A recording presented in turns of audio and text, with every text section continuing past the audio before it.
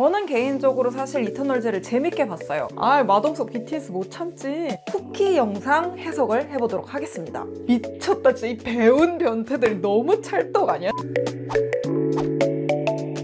안녕하세요 여러분, 윤희입니다. 오늘 영상에서는요, 드디어 개봉한 마블의 새 영화 이터널즈 리뷰를 해보려고 합니다. 지금 개봉한 지 한 일주일 정도 됐는데 호불호가 굉장히 갈리고 있어요. 마블 영화치고 평점이 막 그렇게 높은 편도 아니고, 일단 마블이 한국 흥행을 노리려고 막 마동석도 캐스팅하고 BTS 노래도 넣고 막 이랬는데, 그런 걸로 한국인한테 먹힐 거라고 생각했다면 네, 잘 생각했고요. 저한텐 잘 먹혔고요.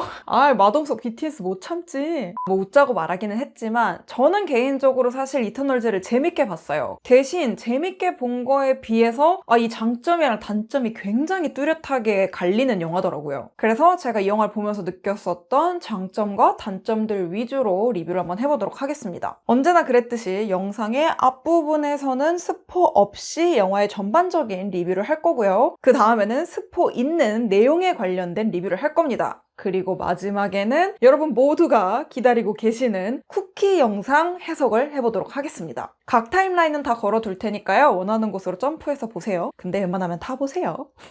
네, 그러면 영화 이터널즈 리뷰 시작할게요. 일단 제가 이 영화 이터널즈를 보러 가기 전에 가장 많이 걱정했었던 거는 이 메인 캐릭터가 너무 많다는 거예요. 이터널즈만 해도 10명이잖아요. 그래갖고 이 10명에 대한 능력과 성격을 어떻게 다 묘사할까 되게 걱정을 했거든요. 왜냐면 이게 어벤져스랑은 좀 다른 게, 어벤져스는 이미 어벤져스라는 영화가 나오기 전에 우리가 그 각각의 히어로들의 특징과 성격을 이미 다 알고 있잖아요. 아이언맨이나 토르나 캡틴 아메리카나 전부 다 영화가 미리 나온 상태였고, 그 캐릭터들이 어떤 능력을 가졌고 성격을 갖고 있는지 우리가 이미 다 알고 있는 상태에서 봤기 때문에 어벤져스에서는 그 캐릭터들의 능력을 설명할 필요가 없었어요. 그치만 이 영화 이터널즈는 전부 다 새로운 캐릭터죠. 그러니까 과연 이거를 영화에서 어떻게 관객들에게 설명을 할 것인가, 그 걱정을 제일 많이 하고 갔는데, 오히려 이렇게 걱정했었던 이 부분이 이 영화의 가장 큰 장점이었습니다. 일단 이 오프닝 씬에서부터 이 이터널즈의 전투 장면부터 나오거든요. 그때 이제 각각의 멤버들이 어떤 능력을 갖고 있는지 함축적으로 딱 보여줍니다.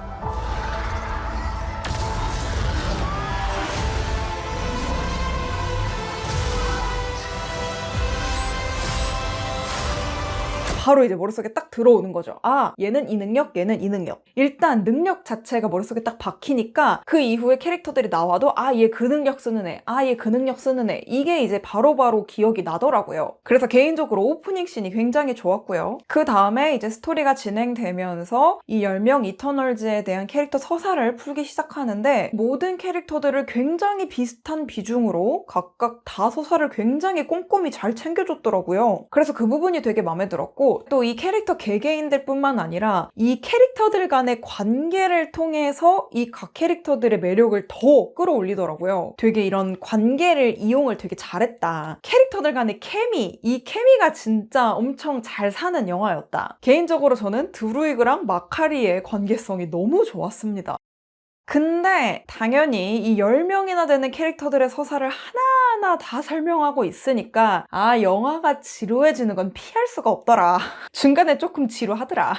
이게 10명의 캐릭터의 스토리를 다 풀어내다 보니까 이 액션 씬들 사이의 텀이 거의 막 1시간 정도 가까이 되더라고요. 마지막으로 액션 씬이 나온 게 1시간 전이야. 1시간 동안 계속 캐릭터 얘기만 하고 있는 거야. 그러니까 좀 지루하지. 왜냐하면 일단 나는 오늘 마블 영화를 보러 온 거니까. 마블 영화는 일단 이제 한 반 정도는 부셔주는 걸로 시작을 해줘야 되는데 이 액션 씬들 텀이 너무 길다 보니까 지루하더라고요. 요게 그래서 캐릭터들의 서사를 잘 챙긴 게 장점이었지만 이 때문에 마블 영화의 본분을 잃어버렸다. 그래서 요게 조금 단점이었다. 근데 또 액션 씬들이 상대적으로 적다 보니까 이 적은 액션 씬들 하나하나에 공을 굉장히 많이 들였더라고요. 그래서 액션 씬들이 적어서 아쉽긴 했지만 그 장면에서 주는 카타르시스나 만족감은 굉장히 높았습니다. 저는 개인적으로. 그리고 이게 약간 몸으로 싸우는 게 아니라 각각의 초능력을 가지고 싸우잖아요. 그래서 그게 너무 화려하고 재밌더라고요. 초능력을 쓸 때 금색으로 이제 막 이렇게 갑옷처럼 이렇게 둘러지는 그런 효과가 나오는데 되게 멋있더라고요. 뭔가 진짜 약간 신들의 싸움 같은 느낌? 일단 마블에서 그 마동석의 싸대기를 볼 수 있어서 아주 즐거웠습니다. 개인적으로는 마카리의 액션이 너무 좋았어요. 그동안 이제 막 퀵실버라든지 이렇게 빨리 움직이는 능력의 히어로들이 되게 많았잖아요. 그래서 어떻게 보면은 이제 되게 뻔한 액션이 될 수 있었는데, 굉장히 이터널즈만의 방법으로 진짜 창의적인 액션씬이 나왔어요.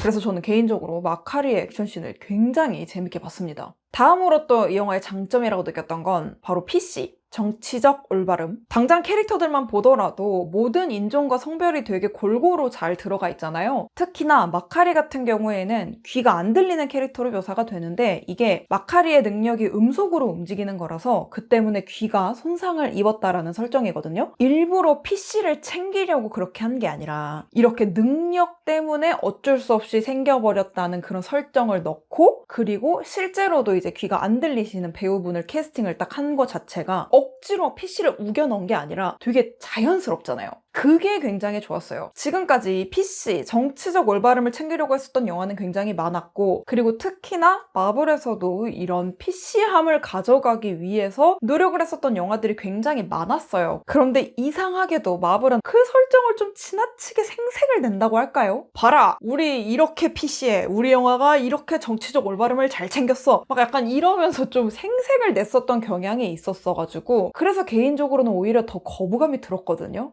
그래 알겠어. 너네 PC한 거 알겠어. 그러니까 그만 자랑해. 근데 이 영화는 이 정치적 올바름을 굉장히 잘 챙겨가면서도 그런 거에 대해서 생색을 낸다거나 자랑을 한다거나 어거지로 끼워 맞춘 느낌이 난다거나 이런 게 굉장히 없더라고요. 그냥 모든 게 다 영화와 캐릭터에 스며 들어간 느낌?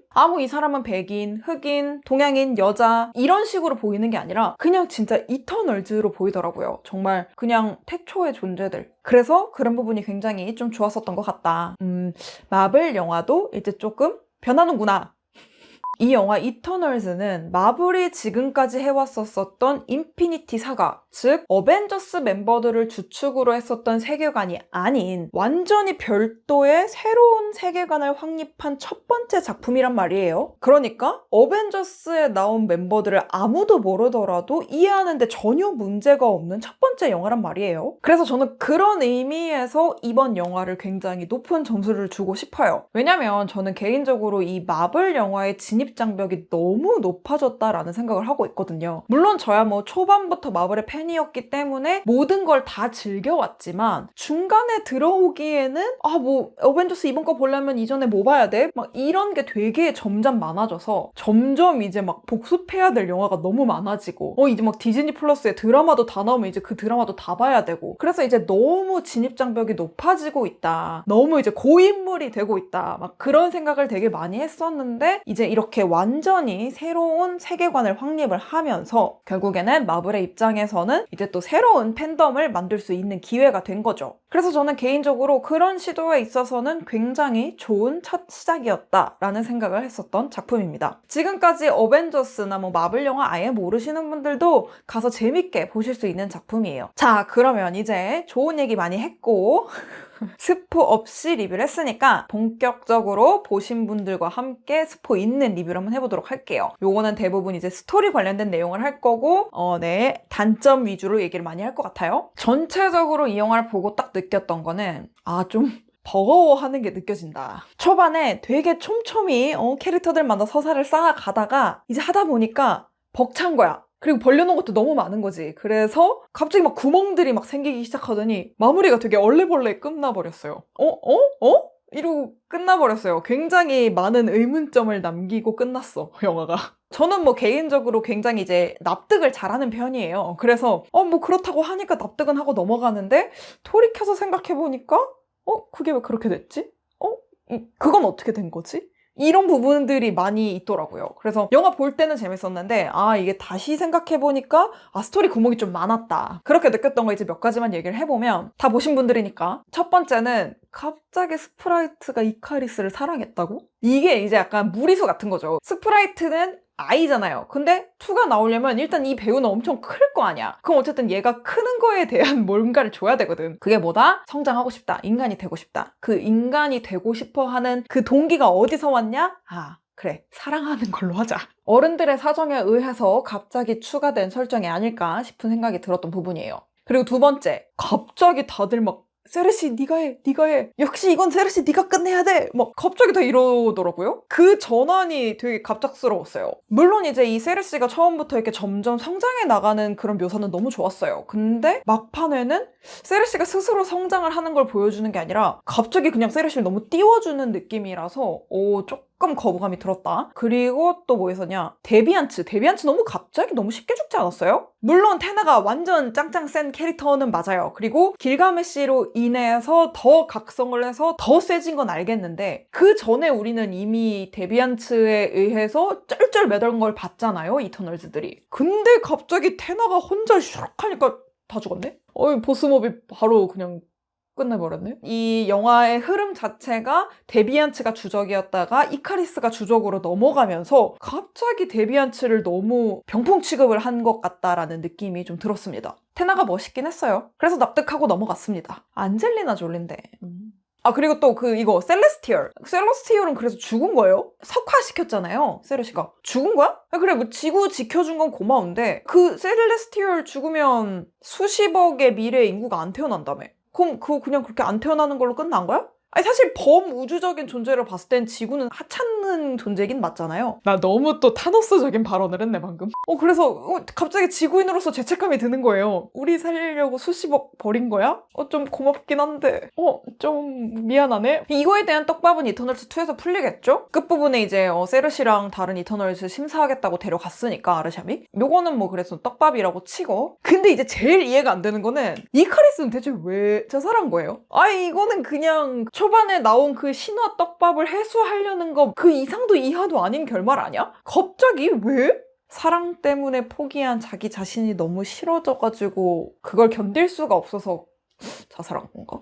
여태까지 쌓아온 캐릭터 서사랑 굉장히 반하는 행동이었어요. 하여튼 그래서 이런 식으로 이렇게 약간 볼 때는 그냥 납득을 하면서 봤는데 나중에 생각해보면 되게 얼렁뚱땅 넘어갔었던 부분들이 좀 많았던 것 같다. 요런 게 아마 이 영화를 좀 재미없게 보신 분들의 불호 포인트들이 아니었을까라는 생각을 합니다. 자, 이제 대망의 쿠키 영상 해석을 해보도록 할게요. 아마 이 부분이 제일 길어질 것 같은데 할 말이 좀 많아서. 근데 여긴 이제 좀 굉장히 매니아틱하게 들어갈 수밖에 없어요. 그래갖고 조금 얘가 뭔 소리를 하나 싶어도 너무 덕후 냄새 나더라도 참고 보셔야 합니다. 그러지 않고서는 설명할 수가 없어요. 자, 첫 번째 쿠키 영상부터 시작해볼게요. 네, 첫 번째 쿠키 영상에서 타노스의 동생 스타폭스, 일명 에로스가 등장을 했습니다. 해리 스타일즈가 연기를 했더라고요. 저는 사실 전혀 모르고 갔어요, 극장에. 근데 갑자기 해리 스타일즈가 나오는 거야. 근데 이름이 에로스래. 미쳤다. 진짜 이 배운 변태들 너무 찰떡 아니야? 진짜 어떻게 이렇게 완벽한 캐스팅을 할 수가 있을까? 막 이러면서 진짜 극장에서 소리 질렀다니까요. 내적 비명. 그리고 나서 집에 와서 좀 찾아봤어요. 이 스타폭스라는 캐릭터가 어떤 캐릭터인지. 이거 찾아보니까 해리 스타일즈 더 찰떡이더라고. 일단 영화에서 설명이 나왔던 것처럼 스타폭스는 타노스의 동생입니다. 근데 스타폭스는 타노스를 진짜 싫어해요. 왜냐하면 어벤져스 인피니티 워에서도 언급이 되긴 했지만 타노스는 본인의 고향 행성인 타이탄을 본인 손으로 부셔버렸어요. 그래서 스타폭스는 자기 형 때문에 고향도 잃고 부모님도 잃고 모든 걸 잃은 거예요. 그래서 타노스를 굉장히 싫어합니다. 그리고 본인을 에로스라고 소개를 한 것과 같이 스타폭스, 에로스의 능력은 상대방의 마음을 조종할 수 있는 능력을 가진 캐릭터라고 해요. 근데 드루이그랑은 조금 다른 게 이 사람은 이름이 에로스죠. 이런 행복감, 쾌감 요런 거 위주로 조정을 한다고 해요. 굉장히 본능에 충실한 캐릭터고 남들의 본능을 이끌어내는 캐릭터고 그런 능력을 가지고 있다고 합니다.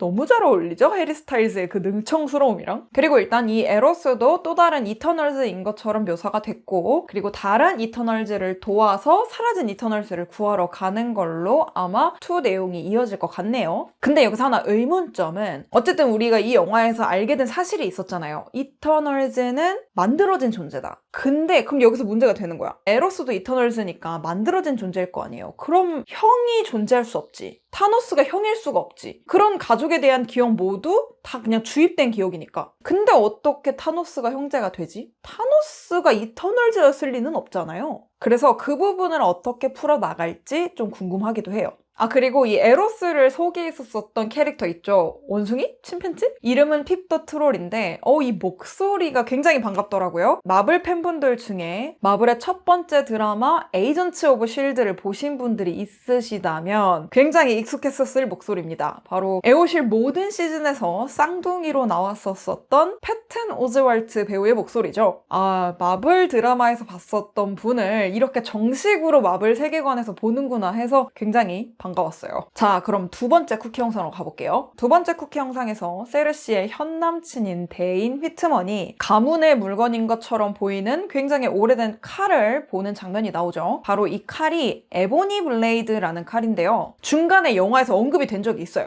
바로 마지막 전투씬에서 마카리가 테나한테 물어보죠. 이거 에보니 블레이드야? 그랬더니 테나가 아니 이건 엑스칼리버야 라고 대답을 합니다. 마카리는 이 영화 안에서 굉장한 수집광으로 묘사가 되잖아요. 막 역사적 의미가 있는 물건들 엄청 모으고 우주선 안에서. 그러면 과연 이 에보니 블레이드가 뭔데 마카리가 관심을 가졌냐? 이게 역사적으로 어떤 의미가 있는 물건이었냐? 에보니 블레이드는 마법사 멀린이 영국을 지키려고 몇몇의 기사들에게 줬었던 칼이고요. 비브라늄을 제외한 모든 걸 벨 수 있고 가진 자에게 엄청난 능력을 가져다주는 막강한 무기지만 사용한 사람에게 광기를 불러일으키는 저주가 담긴 칼입니다. 이 칼을 건네받았었던 기사단이 블랙나이트고요. 그리고 데인 휘트먼은 이 블랙나이트의 우두머리였던 퍼시벌의 후손입니다. 그래서 데인 휘트먼이 이 칼 에보니 블레이드를 가문의 유품으로 가지고 있었던 거죠. 그리고 그 칼을 만지려고 했을 때 정말 준비가 되어 있나? 라는 목소리가 들리죠. 그 이유가 그 칼은 저주에 쌓인 칼이기 때문이에요. 자, 그럼 이제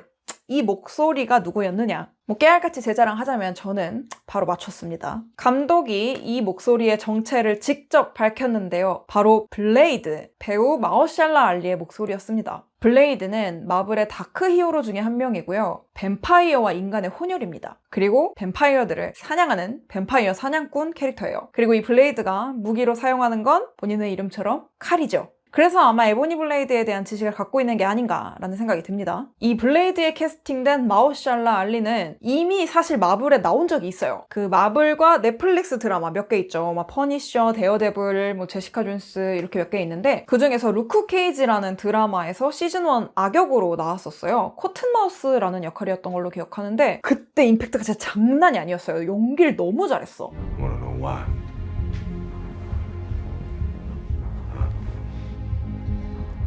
Because everybody wants to be the king.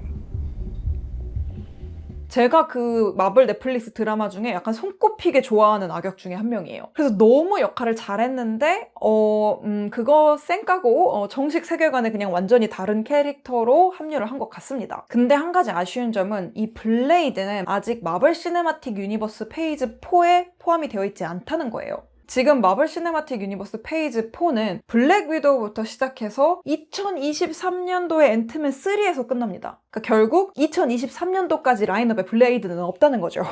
그래서 아마 이 두 번째 쿠키 영상에 대한 떡밥은 2023년까지 회수가 안 될 것 같습니다. 2024년까지 기다려야 한다는 점 그냥 당분간 잊고 지내세요. 자, 그래서 이렇게 쿠키 영상에 대한 해석도 끝내봤는데요. 영상 끝내기 전에 한 가지 더 하고 싶은 말이 있어요. 여러분, 길가메시는 죽은 걸까요? 우리는 다시는 마동석을 마블에서 보지 못할까요? 제 생각엔 뭔가 있는 것 같습니다. 왜냐하면 마동석이 마블과 계약한 영화 편수가 5개 정도 된다라는 루머가 지금 돌고 있고, 그리고 며칠 전에 이터널즈가 개봉한 이후에 마동석이 이런 식으로 인스타그램을 올렸죠. 영원 불멸의 히어로다. 뭔가 의미심장하지 않나요? 제 생각엔 뭔가 있기는 할 것 같습니다. 우리 존버해봐요. 네, 그래서 지금까지 마블의 새 영화 이터널즈에 대한 저의 리뷰와 그리고 쿠키 영상 해석까지 해봤는데요. 이러나 저러나 마블에서 새 영화가 나올 때마다 굉장히 즐겁네요. 떡밥 많아지는 거 너무 좋아. 조만간 또 디즈니 플러스가 한국에 상륙을 하죠. 디즈니 플러스에 있는 마블의 공식 드라마들도 천천히 리뷰를 해보도록 하겠습니다.